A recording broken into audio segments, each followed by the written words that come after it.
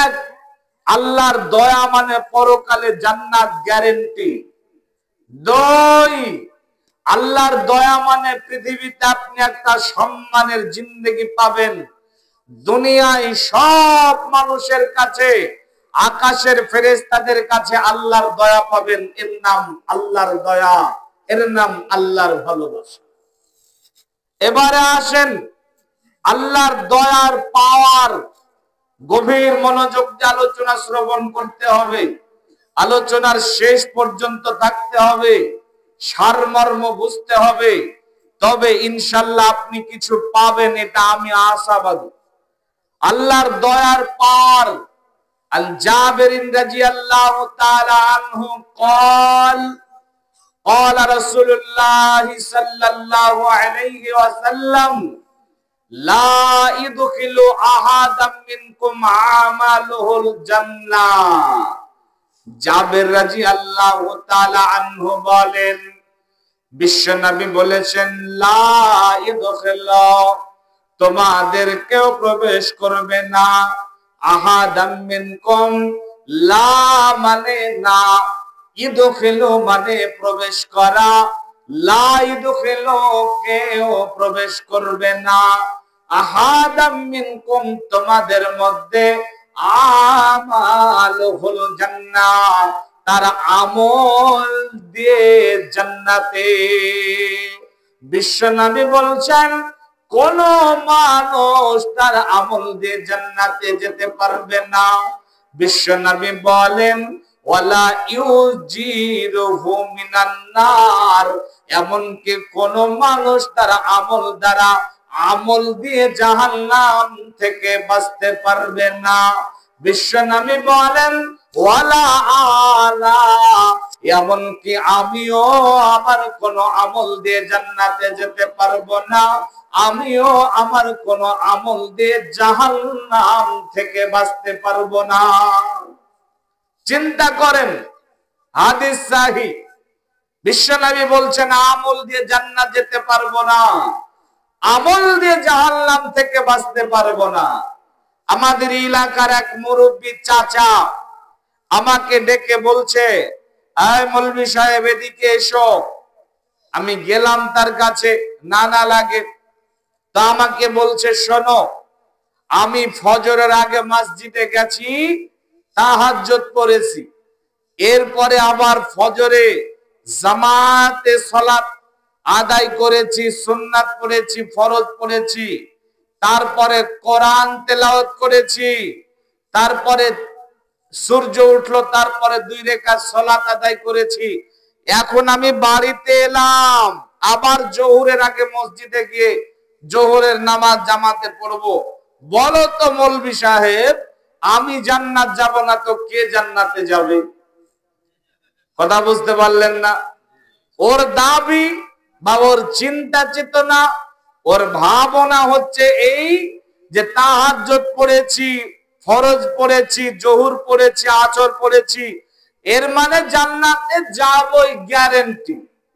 কিন্তু হাদিস দেখেন, বিশ্বনবী বলছেন লা ইদখিলু, বানিয়ে বানিয়ে বলছি না, হাদিসের কিতাবে লেখা আছে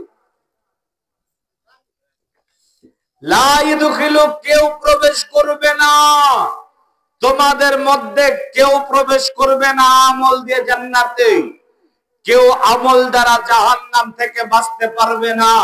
নবীজি বলছেন ওয়ালা আনা, এমনকি আমিও পারবো না। আমল ইবাদত করে জান্নাতে গেলে সব আগে জান্নাতে যেত ইবলিস, তাই না গো? ইবলিসকে আমল ইবাদত করেছিল না? কথা বলেন, করেছিল না? আমল ইবাদত করার পরে ইবলিস কোথায় যাবে? জাহান্নামে যাবে। আমল ইবাদত জান্নাতে নিয়ে যাবে না, তা আমল ইবাদত করব কেন? জি এই কারণে করব যে আমল ইবাদত করার জন্যই আল্লাহ পৃথিবীতে পাঠিয়েছেন। আমল ইবাদত করলে কি হয়? গুনাহ মাফ হয়। সিয়াম রোজা পালন করলে কি হয়? বিশ্বনবী বলেছেন গুফিরা লাহু মা তাকাদ্দামাত মিন জামবিহি, জীবনের যত গুনাহ আছে সব মাফ হয়ে যায়। বলেন সুবহানাল্লাহ। সালাত আদায় করলে কি হয়? বিশ্বনবী বলেছেন ইন্নাল আবদা ইউসাল্লি, আল্লাহর কোন বান্দা যখন সালাতে দাঁড়া হয়, খাতায়াহু মারফুআতুন আলা রাসিহি, তখন তার সব পাপ মাথায় চলে যায়। কুল্লামা সাজাদা, যতবার সাজদা করে গুনাহ ঝরে যায়। ফালাম্মা ইফরাগুস সালাহ, এমনি করে যখন সালাত শেষ করে তখন তার সব গুনাহ ঝরে যায়। তাহলে সালাত আদায় করলে গুনাহ ঝরে যায়। আফজালুস সালাহ বাদাল ফারিজাতু সালাতুল লাইল, ফরজ সালাতের পরে সবচেয়ে দামি সালাতের নাম তাহাজ্জুদের সালাত। যদি কোনো মানুষ মনে করে যে আমি তো তাহাজ্জুদ আদায় করা ব্যক্তি, আমি জান্নাতে যাব, ভুল সিদ্ধান্ত গ্রহণ করেছেন। তাহাজ্জুদ ইবাদত এগুলো জান্নাত নিয়ে যাবে না। বিশ্বনবী বলছেন লা ইদখিলু, প্রবেশ করবে না কেউ তোমাদের মধ্যে আমল দিয়ে জান্নাতে। তিনি বলেন এমনকি আমিও পারবো না আমল দিয়ে জান্নাত যেতে, আমিও পারবো না আমল দিয়ে জাহান্নাম থেকে বাঁচতে। বিশ্বনবী কত আমল ইবাদত করেছেন, রাসূল এত আমল ইবাদত করেছেন, তার কানা কিঞ্চিত পরিমাণ আমরা করতে পারবো না। পারবো নাকি? কথা বলেন, পারবো? রাসূলের আমল ইবাদতের গতি জানার জন্য তিনজন সাহাবা গেছিলেন আম্মা জান আয়েশা রাদিয়াল্লাহু তাআলা আনহার কাছে। জিজ্ঞাসা করলেন বিশ্বনবী কত ইবাদত করেন গো? তো বলল এতটা ইবাদত করে। এই তিনজন হতকম্প, অবাক, বাক হারাম হয়ে বলছে আরে যেই ব্যক্তির কোনো গুনাহই নেই, মাতা কাদ্দামাত মিন জামবিহি ওমা তাআখার, যার আগের পরের সব গুনাহ মাফ, ইনি যদি এত ইবাদত করে তাহলে আমাদের কত করা লাগবে। যার জন্য তো একজন বলছে জীবনে কোনোদিন রাতে ঘুমাবো না, দিনেও ইবাদত করব, রাতে ইবাদত করব। আর একজন বলছে বিবাহ করব না, সংসারের ঝামেলায় পড়তে চাই না, ইবাদত কমে যাবে। আর একজন বলছে সারা জীবন রোজা করব। কথা সামনে আরো আছে। এইটুকু বলে আপনাকে আমি যা বোঝাতে চাচ্ছি যে বিশ্বনবী কত ইবাদত করেছেন। এত ইবাদত করা ব্যক্তি বলছে আমি আমার আমল দিয়ে জান্নাত যেতে পারবো না, আমার আমল দিয়ে জাহান্নাম থেকে বাঁচতে পারবো না। তাহলে কে জান্নাতে নিয়ে যাবে, কে জাহান্নাম থেকে বাঁচাবে? বিশ্বনবী বলেন ইল্লা বি রাহমাতি, ইল্লা বি রাহমাতি, যে জান্নাতে নিয়ে যাবে, যে জাহান্নাম থেকে বাঁচাবে, তার নাম হচ্ছে আল্লাহর দয়া। বলেন না সুবহানাল্লাহ। শয়তান এত আমল ইবাদত করেছিল, শয়তান এত ইবাদত বন্দেগী করেছিল, তারপরও তাকে জাহান্নাম যেতে হবে। তার কারণ হচ্ছে শয়তান আল্লাহর দয়া থেকে মাহরুম হয়েছিল, শয়তান আল্লাহর দয়া থেকে বঞ্চিত হয়েছিল।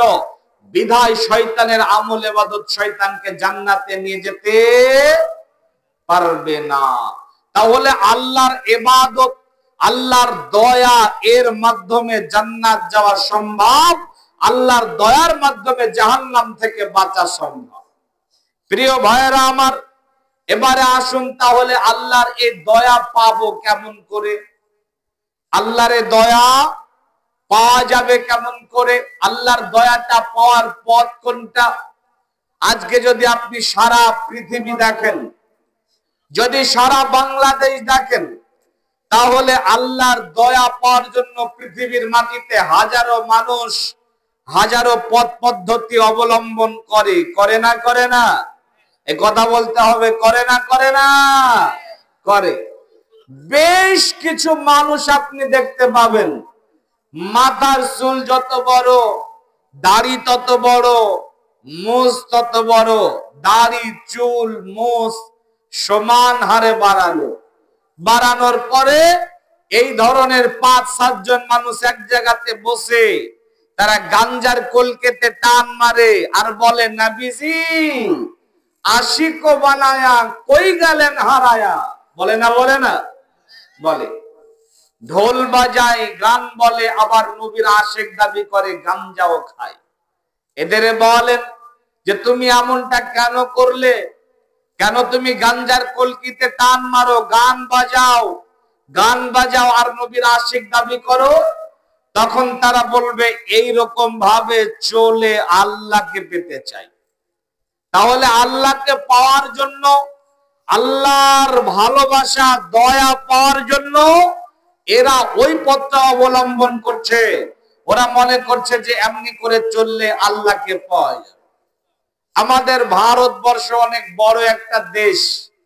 এই দেশের একটা প্রদেশের নাম হচ্ছে রাজস্থান।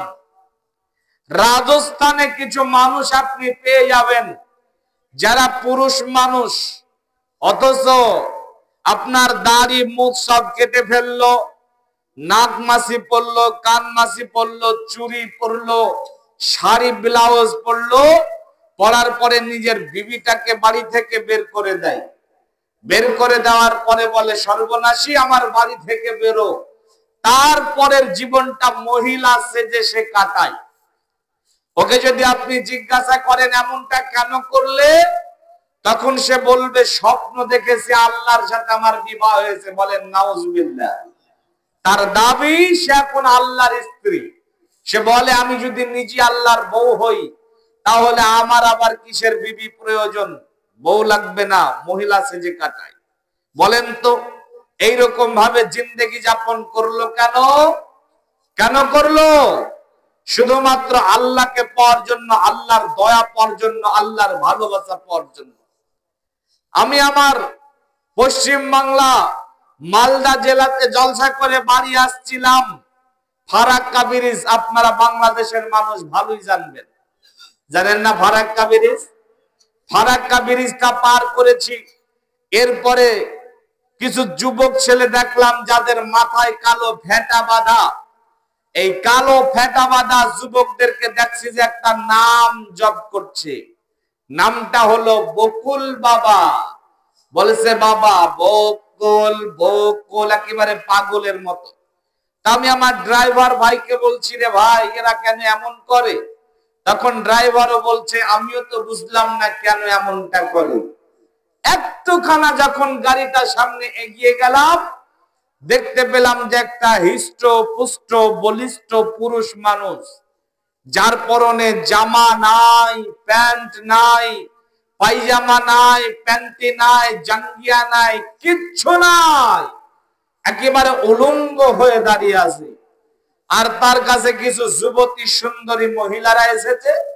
আসার পরে ওই মহিলারা এই ন্যাংটা হয়ে যে আছে তার চার পাঁচ ঘুরছে আর বলছে একটা জ্ঞানের বাতি জ্বালায়া দে ন্যাংটা বাবা আমার অন্তরে, আরে যাই বাতিটা দিয়া রে ন্যাংটা দেখবো আমি তোমারে, দিনে ন্যাংটা রাতে ন্যাংটা, ন্যাংটা থাকে আমার অন্তরে, ন্যাংটার কথা মনে পড়ে মন থাকে না সংসারে। বলেন নাউজুবিল্লাহ। এখানে তিন ধরনের মানুষ আপনাকে আমি দেখাই। এক, এই যে ন্যাংটা হয়ে দাঁড়িয়েছিল বাবা বকুল, এর নাম জপ করছিল।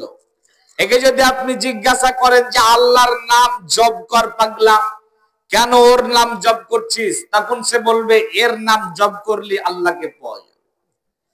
এরপরে যে ন্যাংটার কাছে জ্ঞানের ভিক্ষা চাইছিল, ওকে বলেন যে আল্লাহর কাছে চা, তখন বলবে এর কাছে চাইলি আল্লাহর কাছে পাওয়া যাবে। যে ন্যাংটা হয়েছিল তাকে আপনি বলেন যুগ জামানা এত এগিয়ে গেল, সারা পৃথিবীটাকে মানুষ হাতের মুঠোয় করলো, আর বোকা কোথাকারে এই জামানাতে এসে একটা প্যান্ট পরতে হবে এই সামান্য বোধগম্যটুকু তোর নেই, তখন সে আপনাকে কোরআন থেকে দলিল দেবে যারা বেশি খরচা করে তারা শয়তানের ভাই। কি বলবে? যারা বেশি খরচা করে তারা শয়তানের ভাই। ন্যাংটা আপনাকে বলবে দুনিয়াতে এসেছিলাম ন্যাংটা হয়ে, এখন যদি জামা কাপড় পরি তাহলে তো বেশি খরচা হয়ে যাবে, বেশি খরচা করলে তো শয়তানের ভাই হয়ে যাব, শয়তানের ভাই মানে শয়তানের সাথে জাহান্নাম যেতে হবে, অতএব আমি জাহান্নাম যেতে চাই না। তাহলে যে ন্যাংটা হয়ে আছে তার উদ্দেশ্য যে ন্যাংটা হয়ে থেকে আল্লাহর দয়া হাসিল করব। পৃথিবীতে কত মানুষ কত পথ পদ্ধতি অবলম্বন করেছে, আপনি অবাক হয়ে যাবেন। আপনাদের বাংলাদেশের কিছু মুরব্বী যায় ভারতে, যারা পেশাব করে পানি নেয় না, ওরে জিজ্ঞাসা করেন যে পানি কেন নিলে না, তখন বলবে বেটা পাগল হইছো, যেই পানির জন্য হাসান আর হুসাইন কারবালাতে মরেছে, ওই পানি আমি ওই জায়গায় ফেকাবো? ওকে বলেন ঠিক আছে পানি নিলে না, ঢেল মাটি এটা তো নিতে পারো। তখন সে বলবে বেটা পাগল হইছো, যেই মাটি দিয়ে আল্লাহ আদমরে বানাইছে ওই মাটিকে আমি ওই কাজে ব্যবহার করব। বলেন তো পেশাব করে পায়খানা করে পানি ঢেল মাটি এইগুলো ব্যবহার না করা একই সহজ কাজ? এই কথা বলেন না কেন? আপনারা কি একদিন পারবেন? একবার ওয়ান চান্স পারবেন? ওই রকম করে জিন্দেগি যাপন করছে কেন? প্রধানমন্ত্রী হবে এই কারণে নয়, স্বরাষ্ট্র মন্ত্র দখল করবে এই কারণে নয়, সারা পৃথিবীকে হাতের মুঠোয় করবে এই কারণে নয়। ওর এটা করার একটা উদ্দেশ্য, ও ভেবেছে এমনি করে চললে আল্লাহকে পাওয়া যাবে। আল্লাহকে পাওয়ার জন্য সে এই পথ পদ্ধতি বেছে নিয়েছে। রাস্তাতে যাবেন, আপনাদের বাংলাদেশে আছে কিনা জানি না, আমাদের ভারতে যাবেন, রাস্তাতে যাবেন, একটা অটো গাড়ি, একটা টোটো গাড়ি, একটা বাস, একটা লরি, যাই দেখবেন না কেন সামনে একটা ছিঁড়া চপ্পল ঝুলিয়ে রাখে। আপনাদের বাংলাদেশে আছে? হয়তো বা নেই বা থাকতেও পারে। জিজ্ঞাসা করেন এই ছিঁড়া চপ্পলটাকে কেন ঝুলালা? তখন সে বলবে যে এর মাধ্যমে আল্লাহর দয়া হাসিল করব। যখন দেখবেন কারবালার ময়দানকে কেন্দ্র করে মুহররম মাসে দেখবেন এক শ্রেণীর মানুষ এই 4 আঙ্গুলের ফাঁকে 4টা বিলেট নাই, এই 4 আঙ্গুলের ফাঁকে 4টা বিলেট নাই, আর হায় হোসেন করে নিজের বুকটাকে চিরে রক্ত বের করছে। এত কষ্ট করে রক্ত বের করছে কেন? আল্লাহকে পাওয়ার জন্য, আল্লাহর দয়া পাওয়ার জন্য, আল্লাহকে পাওয়ার জন্য, আল্লাহর দয়া পাওয়ার জন্য পৃথিবীর মানুষ হাজারো পথ পদ্ধতি অবলম্বন করছে, পৃথিবীর মানুষ হাজারো পথ বেছে নিয়েছে, পৃথিবীর মানুষ অনেক মত তৈরি করেছে। চলেন আমরা জেনে নিই যে আল্লাহকে পাবো কোন রাস্তাতে, আল্লাহর দয়া পাবো কোন রাস্তাতে, আল্লাহর ভালোবাসা পাবো কোন রাস্তাতে, আল্লাহর জান্নাত পাবো কোন রাস্তাতে। আর কাউকে নয়, আমরা জিজ্ঞাসা করব কোরআনকে, কোরআন তুমি বলে দাও আল্লাহর দয়া পাবো কোন রাস্তায়। কারণ এই কোরআনটা আল্লাহ দিয়েছেন আমাদের জন্য গাইডস বুক, তাই না ভাই? ম্যানুয়াল বুক। এই মোবাইলটা কোম্পানি যখন বাজারে লঞ্চ করেছিল, এই মোবাইল কোম্পানি তার প্রোডাক্টের সঙ্গে একটা বুকলেট দিয়েছিল না? 100 টাকা দিয়ে ওষুধ কিনবেন, ওষুধের ঢোপে দেখবেন একটা চটি বুকলেট আছে। পৃথিবীর কোম্পানির রুলস হচ্ছে তাদের প্রোডাক্ট যখন বাজারে লঞ্চ করে তখন প্রোডাক্টের সঙ্গে একটা করে বুকলেট দিয়ে দেয়। আমরা যে কোম্পানির প্রোডাক্ট, আমাদের কোম্পানির মালিকের নাম আল্লাহ। আল্লাহর নামটা একবার দয়া মায়া ভরা মুখে নেন তো, আল্লাহ। আল্লাহ আমাদের চলার পথ হিসাবে একটা গাইডস বুক দিয়েছেন, ম্যানুয়াল বুকস দিয়েছেন, তার নাম কোরআন। কোরআনকে জিজ্ঞাসা করেন, কোরআন এত মত, এত পথ, এত পদ্ধতি, এর মধ্যে আল্লাহকে পাবো কোন রাস্তাতে গেলে? কোরআন আপনাকে স্পষ্ট ভাষায় বলে দেবে। সূরা আলে ইমরানে আল্লাহ রাব্বুল আলামিন বলেছেন, তিনি বলেন বিসমিল্লাহির রহমানির রহিম, কুল ইন কুনতুম তুহিব্বুনাল্লাহ ফাত্তাবিউনি ইউহিব্বুকুমুল্লাহু ওয়া ইয়াগফির লাকুম যুনুবাকুম ওয়াল্লাহু গফুরুর রহিম। আল্লাহ বলেন নবী হে, আপনি বলে দিন আপনার উম্মতদেরকে, আপনি জানিয়ে দিন আপনার উম্মতদেরকে, আমার বান্দাদেরকে, তারা যদি আমাকে ভালোবাসতে চায়, মানে তারা যদি আমাকে পেতে চায়, যদি তারা আমার দয়া পেতে চায়, নবী গো আপনি তাদেরকে জানিয়ে দেন ফাত্তাবিউনি, তারা যেন আপনার ইত্তেবা করে, আপনার দেখানো পথে চলে, আপনার আইডিয়ালটাকে তারা যেন নিজের জীবনের মডেল বানিয়ে নেয়। আল্লাহ বলেন নবী হ্যাঁ, যদি তারা আপনাকে মেনে নিতে পারে, আপনার দেখানো পথে চলতে পারে, আল্লাহ বলেন ইউহিব্বুকুমুল্লাহ, আমি আল্লাহর ভালোবাসা তারা পেয়ে যাবে। সাথে সাথে ওয়ায়াগফির লাকুম যুনুবাকুম ওয়াল্লাহু গফুরুর রহিম, আমি আল্লাহ তাদের জীবনের গুনাহগুলোকে maaf করব। অতএব রে আমার বাংলাদেশের ভাইরা, বাংলাদেশের বোনেরা ভালো করে শ্রবণ করে নেন। ঈসা আলাইহিস সালামকে আল্লাহর সন্তান বানাবার মাধ্যমে আল্লাহকে পাওয়া যাবে না। মারিয়াম আলাইহিস সালামকে আল্লাহর স্ত্রী বানাবার মাধ্যমে আল্লাহকে পাওয়া যাবে না। উজাইর আলাইহিস সালামকে আল্লাহর সমকক্ষ বানাবার মাধ্যমে আল্লাহকে পাওয়া যাবে না। হাত দিয়ে মূর্তি তৈরি করে মূর্তির সামনে বসে ইয়া দেবী সর্বভূত নমস্তিত, সংহারিতে নমস্তিত, বহুরূপে নমস্তিত, নমস্তে সাই, নমস্তে সাই, নমস্তে সাই, নমস্তিত, নমো নমঃ, এইরকম করে বললে আল্লাহকে পাওয়া যাবে না। কোন ইমামের অন্ধ মুকাল্লিদ হয়ে আল্লাহকে পাওয়া যাবে না। ইমাম আবু হানিফার অন্ধ মুকাল্লিদ হয়ে আল্লাহকে পাওয়া যাবে না। ইমাম শাফির অন্ধ মুকাল্লিদ হয়ে আল্লাহকে পাওয়া যাবে না। ইমাম ইবনে হিম্বালের অন্ধ মুকাল্লিদ হয়ে আল্লাহকে পাওয়া যাবে না। ইমাম মালিকের অন্ধ মুকাল্লিদ হয়ে আল্লাহকে পাওয়া যাবে না। পীর সাহেবের মাজারে চাদর চড়িয়ে আল্লাহকে পাওয়া যাবে না। কোন পীরের মুরিদ হয়ে আল্লাহকে পাওয়া যাবে না। পৃথিবীর মানুষ রচিত কোন বিধানের উপরে চলে আল্লাহকে পাওয়া যাবে না। রে আমার বন্ধুরা, আল্লাহর কোরআন আমার হাতে রয়েছে।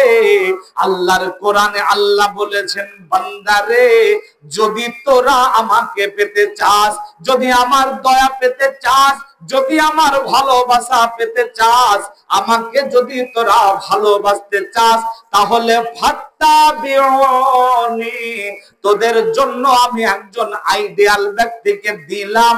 তিনি হলেন মুহাম্মদুর রাসূলুল্লাহ সাল্লাল্লাহু আলাইহি ওয়াসাল্লাম। মুহাম্মদুর রাসূলুল্লাহ সাল্লাল্লাহু আলাইহি ওয়াসাল্লামের আইডিয়ালটাকে নিজের জীবনের মডেল বানাবি, তার দেখানো পথে চলবি, প্রত্যেকটা কদমে কদমে মুহাম্মদুর রাসূলুল্লাহ সাল্লাল্লাহু আলাইহি ওয়াসাল্লামের অনুসরণ করবে। আল্লাহ বলেন, বান্দারে তাহলে তোরা আমাকে পাবি। বলেন না সুবহানাল্লাহ। আজকে কি আমরা মুহাম্মদ সাল্লাল্লাহু আলাইহি সাল্লামের আইডিয়ালটাকে মানি? কথা বলেন না গো। আপনারা কি বিরক্ত হয়ে গেছেন ভাই? আলোচনা কি আর কিছুক্ষণ করব? আচ্ছা, তবে ওটাওটি করছেন যে কোন মুরব্বী ওটাওটি করবেন না। আপনাদেরকে সম্মান দিয়ে বলছি, তবে বিরক্ত হয়ে গেলে ইনশাআল্লাহ সালাম দিয়ে চলে যাব, দেরি হবে না। আর কিছুক্ষণ শোনেন। আমি মৌলভী শামীম, ইনি একজন আলেম, উনি আর একজন শায়েখ। তাই আমরা বলছি যে মুহাম্মদ সাল্লাল্লাহু আলাইহি সাল্লামকে মানলে আল্লাহকে পাওয়া যাবে এমনটা নয়। পৃথিবীর নিকৃষ্ট একজন ব্যক্তি, সেও বলছে মুহাম্মদ সাল্লাল্লাহু আলাইহি সাল্লামকে মানলে আল্লাহকে পাওয়া যাবে। ওই নিকৃষ্ট ব্যক্তিকে জানেন? শোনেন, ফাতেমা বিনতে কায়েস রাদিয়াল্লাহু তাআলা আনহা বলেন, সামিতু মুনাদি উনাদিয়া সালাতুল জাম, আল্লাহর রাসূলের মসজিদ থেকে ঘোষণা এলো যে সালাত আরম্ভ হতে যাচ্ছে। খরাজতু ইলাল বাইত, আমি আমার বাড়ি হতে বের হলাম। ফাসাল্লাইতু মা রাসূল সাল্লাল্লাহু আলাইহি ওয়াসাল্লাম, আল্লাহ রাসূলের সঙ্গে সালাত আদায় করলাম।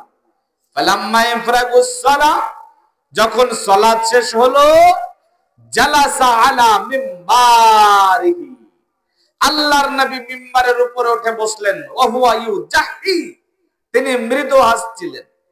এরপরে তিনি বলেন, মুসল্লিরা, রে আমার সাহাবারা, তোমরা স্ব জায়গায় বসে যাও। আমরা স্ব জায়গায় নিজ নিজ জায়গায় বসে গেলাম। আল্লাহর নবী বলেন, হাল তাদরুনা মা জামাতুকুম, বিশ্বনবী বলেন, সাহাবারা, তোমরা কি জানো আমি কেন তোমাদের বসতে বললাম?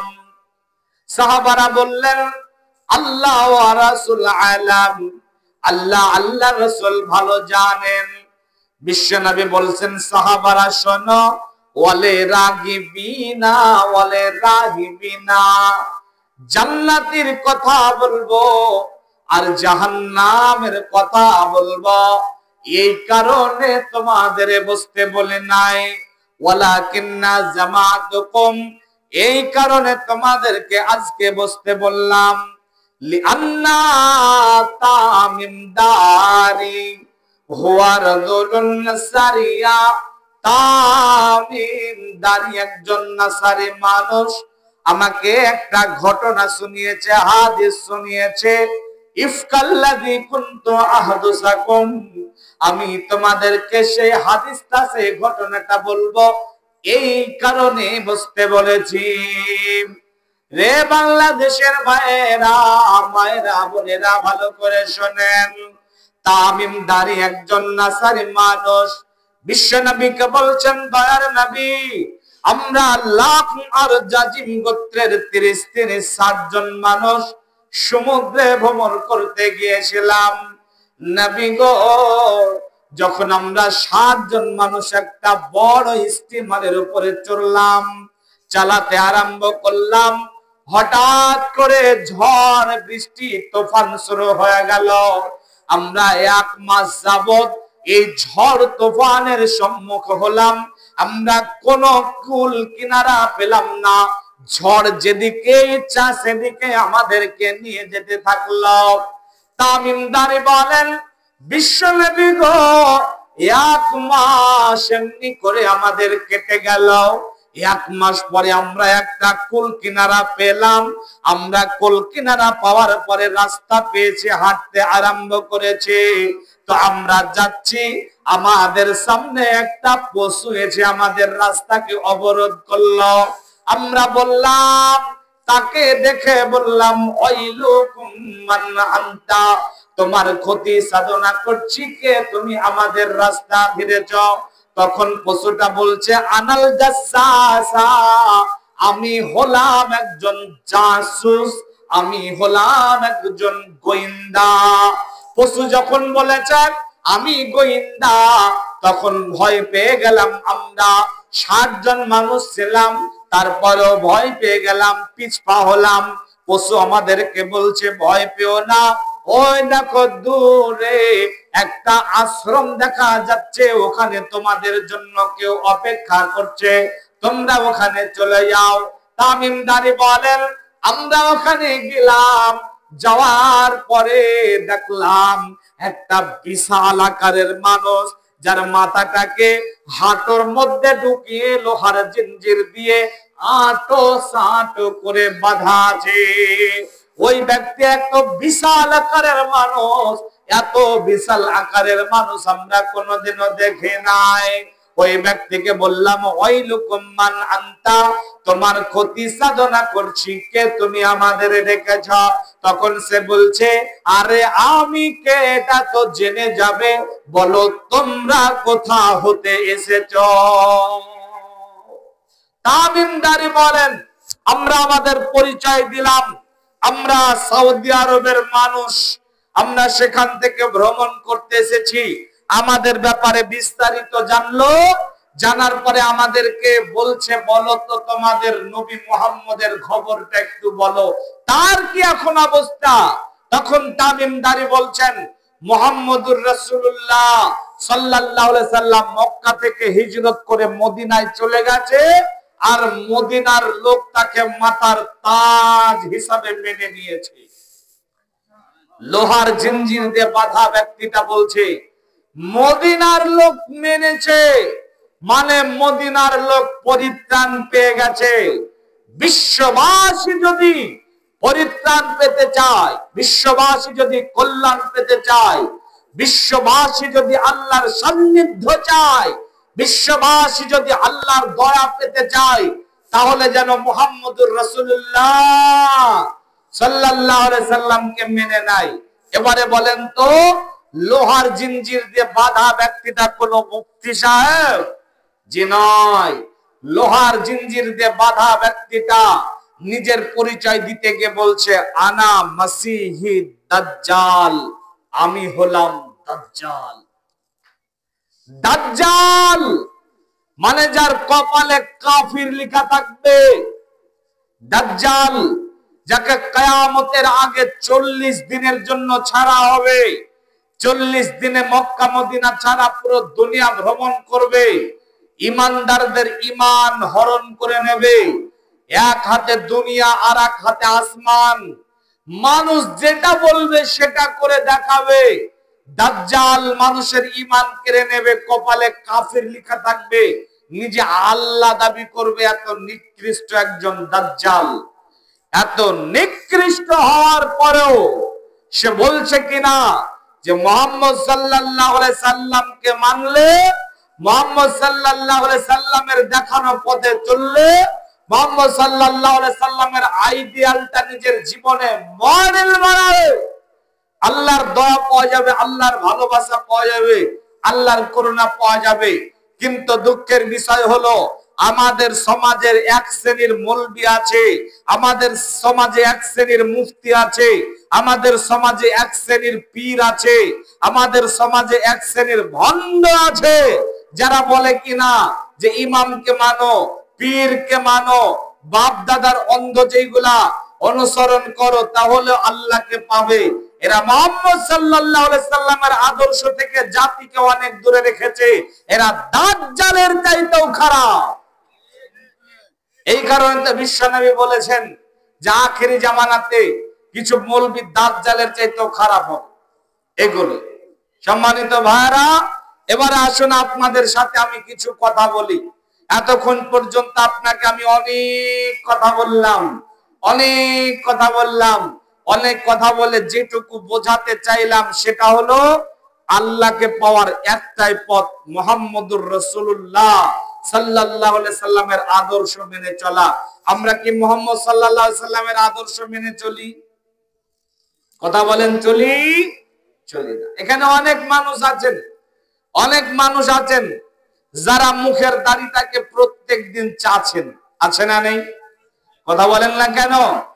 অনেক মানুষ আছেন দাড়িগুলাকে চাচ্ছেন না, বরং সাইজ করেন, আছে না নেই? আচ্ছা, এবার আপনারা বলেন যে এই দাড়ি কাটা, দাড়ি সাইজ করা, এটা কি রাসূলের আদর্শ নাকি দাড়িকে ছেড়ে দেওয়া রাসূলের আদর্শ? কোনটা? কথা বলতে হবে এবারে। দাড়ি ছেড়ে দেওয়া রাসূলুল্লাহর আদর্শ, দাড়ি চাচা এবং দাড়ি সাইজ করা এটা রাসূলের আদর্শ নয়। তাহলে আপনি যে বললেন রাসূল সাল্লাল্লাহু আলাইহি সাল্লামকে, রাসূল সাল্লাল্লাহু আলাইহি সাল্লামের আদর্শ মানি, কই মানলেন? মুহাম্মদ সাল্লাল্লাহু আলাইহি সাল্লামের ভালোবাসা আছে আমাদের হৃদয়ে, আছে না নেই? এখন যদি আমি মৌলভী শামীম আখতার ভারত থেকে এসে এই মাইকের সামনে মুহাম্মদ সাল্লাল্লাহু আলাইহি সাল্লামকে নিয়ে কুটু মন্তব্য করি, আপনারা কি ওয়াজ শুনবেন না জুতা ছুঁড়ে মারবেন? জুতা ছুঁড়ে মারবে। এমন কোন মানুষ আছে যেখানে এসে না মারা পর্যন্ত সে আর শান্ত হবে না, তাই না ভাই? এই যে কিছু আছে না, তাসলিমা নাসরিন, এরপরে আমাদের দেশের নূপুর শর্মা, আসাদ নূরদের মতো কুলাঙ্গার নবীজিকে নিয়ে কুটু মন্তব্য করে না? এদেরকে যদি আমরা হাতের নাগালে পাই, জান থাকা পর্যন্ত এদের ছাড় আছে? ছাড় নেই। মুহাম্মদ সাল্লাল্লাহু আলাইহি সাল্লামের ভালোবাসাতে কোনো কমতি নেই, কিন্তু আদর্শ নেই। তো এই ভালোবাসা দিয়ে কোনো কাজ হবে? কথা বলেন, হবে? আবু তালিব ইনি কে বলেন তো? নবীজির কে? চাচা। নবীজিকে ভালোবাসতেন না বাসতেন না? বাসতেন না? উনি যতটা বাসতেন আমরা তার কানা কিঞ্চিত পরিমাণ বাঁচতে পারবো? তারপরও তার স্থান কোথায় হবে? কেন এত ভালোবাসলেন তারপরও তার স্থান জাহান্নাম হবে কেন? কারণ ভালোই বেসেছে, আদর্শ মানে নাই। ঠিক আমিরে হামজা, ইনি কোথায় যাবেন? জান্নাত। কোথায় যাবেন? জান্নাত। ইনি যেমন ভালোবেসেছেন আদর্শ মেনেছেন। শুধু ভালোবাসলেন আদর্শ মানলেন না, ওই ভালোবাসার কোনো কাজ নেই। এখন যারা মুখের দাড়িটাকে চেঁচে ফেলে দিচ্ছেন, সাইজ করছেন, এটা রাসূলের আদর্শকে কুরবানি করা হচ্ছে না? হচ্ছে না গো? হচ্ছে। এটা কি রাসূলের আদর্শ? রাসূলের আদর্শকে কুরবানি করা। মনে রাখবেন ভাইরা আমার, দাড়ি এটা এমন একটা ইবাদত, এটাই নগদ ইবাদত। আর যত ইবাদত আছে সব বাকি। আমি বলি সব বাকি। নামাজ, রোজা, হজ, যাকাত, এ যত ইবাদত করেন এইগুলা সাথে করে নিয়ে যাবেন এমনটা নয়। আপনার আমলনামাতে জমা হবে, আল্লাহ যদি কবুল করেন এটা আপনাকে দেখাবেন, বিনিময় পাবেন। কিন্তু দাড়ি এমন একটা ইবাদত, এটা সঙ্গে করে নিয়ে মানুষ কবরে যায়, ঠিক কিনা? আপনি যখন মরে যাবেন তখন আপনার পুরো শরীরের সব পোশাক খুলে নেওয়া হবে, কিন্তু মুখের দাড়ি এইগুলা কি কেটে নেওয়া হবে? এই দাড়ি নিয়ে আপনি কবরে যাবেন, দাড়ি নিয়ে কবরে যাবেন। তার মানে এটা একটা নগদ ইবাদত। যখন মানুষকে কবরে রেখে রাখা হয়, ফায়ুরাদ্দু ইলা মাযদাজিহি ফায়াতিহি মুনকারুন আও নাকির, মুনকার নাকির তার কাছে চলে আসে, ফাইজলিসানিহি তাকে বসায়, মান রাব্বুকা মা দীনুকা মান নাবিয়ুক। আরেক হাদিসে আছে মান হাজার রাসূল, রাসূলের চেহারা দেখে বলা হয় এটা কে? রাসূলের চেহারাতে দাড়ি ছিল না? ছিল না? এখন আপনি দাড়ি চাচা মানুষ যদি বলেন ওটা আমার নবী, ফেরেশতারা মানবে তো? মানবে গো? যার জন্য রাসূলের এই আদর্শটাকে ছাড়তে হবে। আমরা রাজি আছি না ইনশাআল্লাহ? ইনশাআল্লাহ। যারা কাটেন, যারা ছাটেন, যারা সাইজ করেন, আজকে এখান থেকে এই আদর্শ গ্রহণ করে যান। রাসূলের এই আদর্শতে হাত লাগাবেন না। বলেন ইনশাআল্লাহ। ইনশাআল্লাহ হাত লাগাবেন না। বলবেন জি মৌলভী সাহেব আমার স্ত্রী সমস্যা করে, দাড়ি রাখলে বউ সমস্যা করে। তো আপনাদেরকে আমি একটা প্রসেস শিখিয়ে যাচ্ছি। মনে রাখবেন, যে স্ত্রী বলবে যে দাড়ি কাটো, সেই স্ত্রীকে বলবেন আগে তোমার মাথার চুলগুলা কাটো। তুমি আগে টাকলু হও, তারপরে আমি মুখের দাড়ি কাটবো। মনে রাখবেন, শেরের মুখে দাড়ি থাকে, শেরিনীর মুখে দাড়ি থাকে না, তাই না? সিংহের মুখে দাড়ি থাকে না? থাকে না? থাকে। পুরুষ মানে সিংহ। এ তো কয়েকদিন আগে মোবাইলে দেখছিলাম হিজড়া, হিজড়া বুঝেন না আপনারা? হিজড়া, এক হিজড়াকে এক সাংবাদিক জিজ্ঞাসা করছে, বলো তো তোমাদেরকে কোন পুরুষ ভালো লাগে, দাড়িওয়ালা না দাড়ি ছাড়া? তখন হিজড়া বলে কি আরে দাড়িওয়ালা ওটা কি পুরুষ লাগে, আর যারা দাড়ি কাটে ওদেরকে আর আমাদেরকে একই লাগে, একই লাগে, একই লাগে। দুই হাতে তালি মারে আর বলে যারা দাড়ি কাটে আর আমাদেরকে একই লাগে, আর যারা দাড়ি রাখে ওদেরকে আসল পুরুষ রাখে। এখন ওই হিজড়ার কথা মোতাবেক হিজড়া সাজিয়েন না, ওই হিজড়ার কথা মোতাবেক হিজড়া সাজিয়েন না। আজকের জলসা থেকে এটা গ্রহণ করে যান যে দাড়ি রাখবেন ইনশাআল্লাহ। ইনশাআল্লাহ জীবনের প্রত্যেকটা ক্ষেত্রে, প্রত্যেকটা মুহূর্তে মুহাম্মদ সাল্লাল্লাহু আলাইহি সাল্লাম আপনার হিরো। আজকে আমার যুবকেরা চারিদিককার চুলগুলাকে কাটে, মধ্যখানে জুতা পরিষ্কার করা বেরাস রাখে। রাখে না? রাখে না গো? দেখেন না, এই চারিদিককার চুলগুলা কাটলো, এখানে কিছুখানা রেখে দিল। এটা কি নবীর আদর্শ? কথা বলেন, নবীর আদর্শ? এটা হচ্ছে হানি সিঙ্গারের আদর্শ, এটা হচ্ছে ক্রিকেটার, গায়ক, নায়ক, এদের আদর্শ। যুবক, এ তোমার আইডিয়াল নয়। আইডিয়াল হচ্ছে মুহাম্মদুর রাসূলুল্লাহ সাল্লাল্লাহু আলাইহি সাল্লাম। জীবনের প্রত্যেকটা ক্ষেত্রে মুহাম্মদ সাল্লাল্লাহু আলাইহি সাল্লামের আদর্শ মোতাবেক চলতে হবে। রাজি আছেন ইনশাআল্লাহ? আপনার সালাত, আপনার সিয়াম, আপনার দরুদ, আপনার জিকির আজকার, আপনার তাহাজ্জুদ, আপনার যাবতীয় ইবাদত মুহাম্মদ সাল্লাল্লাহু আলাইহি সাল্লামের আদর্শ মোতাবেক করবেন, ইবাদত করেন ঠিক আছে, কিন্তু সেই ইবাদত যদি কবুল করাতে চান আল্লাহর কাছে, তাহলে মুহাম্মদ সাল্লাল্লাহু আলাইহি সাল্লামের আদর্শ ছাড়া কোন ইবাদত আল্লাহ গ্রহণ করবেন না। যার জন্য সালাত আদায় করছেন, বাপ দাদা এতদিন পর্যন্ত করে গেছে তাই করছি, বাপ দাদা এতদিন পর্যন্ত শিখিয়েছে তাই করছে, এমনটা ভাববেন না, এমনটা করবেন না। ইবাদত করার আগে একবার যাচাই বাছাই করে দেখবেন যে আমি যেমনি করে ইবাদত করছি এমনি করে কি আমার নবীজি করেছেন। যদি নবীজি করেন তবে করবেন, আর নবী করেনি আপনার ইমাম বলুক আর আপনার পীর বলুক, আপনার বাপ করুক আর আপনার দাদা করুক, ওটা করবেন না নিজে বাঁচার জন্য। রাসূলুল্লাহ সাল্লাল্লাহু আলাইহি সাল্লামের দেখানো পথে ইবাদত করবেন। আপনার তাসবিহ, আপনার জিকির আজকার, আপনার দরুদ সবটাই মুহাম্মদ সাল্লাল্লাহু আলাইহি সাল্লামের দেখানো হওয়া লাগবে, নচেত সেটা গ্রহণ হবে না। আমি আরেকটা আদর্শের কথা বলি, যদি তো এই বিষয়ে আমার আগের বক্তা কিছু কথা বলে গেছেন, দেখেন তো আম্মা জান আয়েশা রাদিয়াল্লাহু তাআলা আনহা বলছেন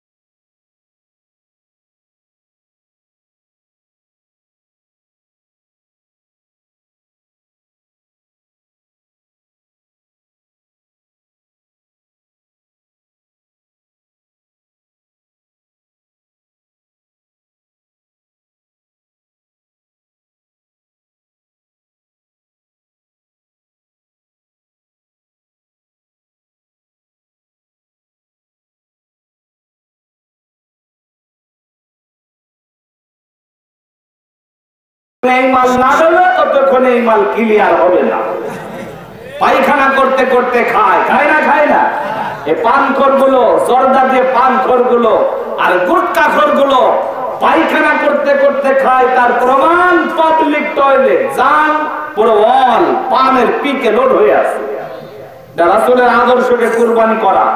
মনে রাখবেন মুসলমান, হারাম হালালের ফতোয়াকে রাখলাম, হারাম হালাল তো আছেই, এই ফতোয়াকে রাখলাম, তারপরেও এটা রাসূলের আদর্শকে আপনি কুরবানি করছেন।